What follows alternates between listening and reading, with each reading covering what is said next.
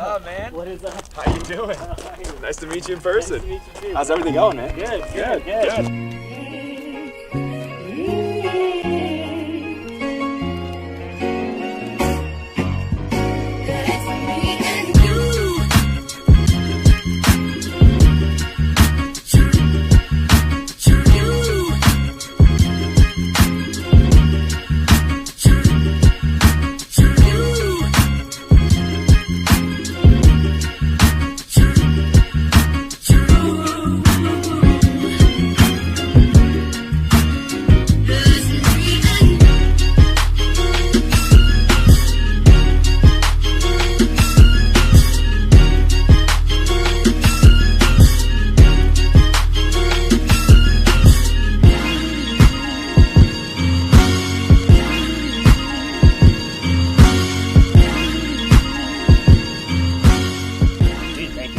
Yeah, awesome. Happy to be here, man.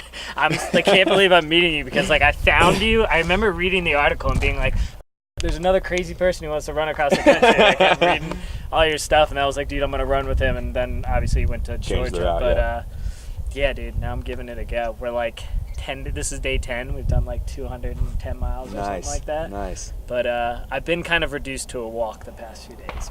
It's funny because, like I said, when you told me that, I told my wife, and she's like, "Yeah, that sounds all too familiar." all right. You don't realize or I didn't realize. I mean, I knew it was gonna be really hard on the body, but I started having like injuries way sooner than I expected. Yes. And it was very I thought it was unusual, but then I also talked to some other people. Are you familiar with Marshall Ulrich?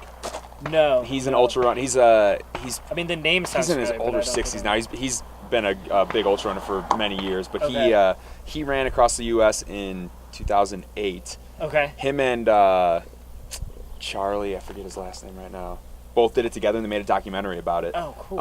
And Charlie had to drop out because of injuries, but Marshall made it. But same thing, he was like intensely hurt for the vast majority. Dude, I've got like the gnarliest shin splints I've ever had, and I've never had shin splints before. Yeah, exactly. I haven't been hurt in 3 years. Yeah. And now I'm like, it's like moving too. It was like my right foot was hurting, my ankle was swelling, now it's shin splints on both sides, and I'm just like, I can't like catch it. It's like out of control. Oh my gosh, that's exactly what happened to me. I mean, it was like, and that's my crew was like, what do we do? Because as soon as one thing starts to feel better, then something else. Yes, that's literally exactly how it happens. It's actually kind of crazy. Yeah, it is. It's like your body is making very, very slight changes and trying to overcompensate for certain things, and then it causes other problems.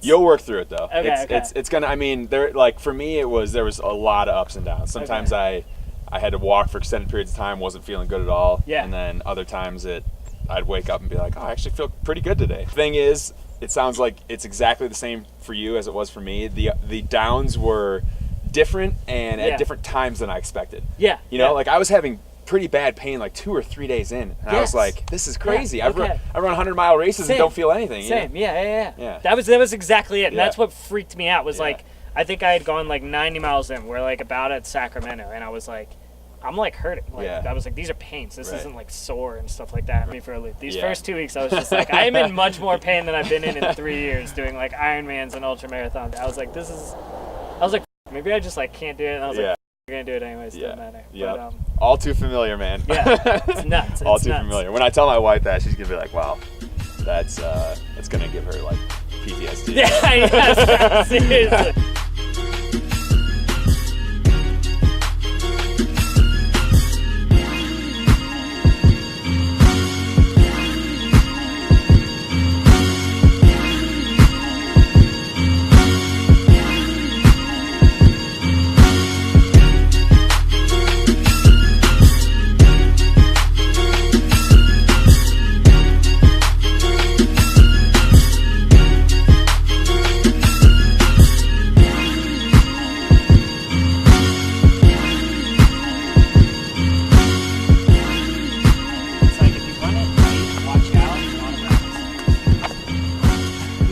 Rattlesnakes. I was like, that's something I never would have thought of. He's like, you have all the things to worry about. You wouldn't have thought of rattlesnakes.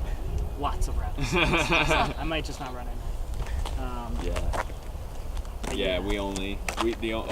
We would run at night just to close out a night. But actually, there was a couple nights when I was like feeling great. And so we would just like run through the night.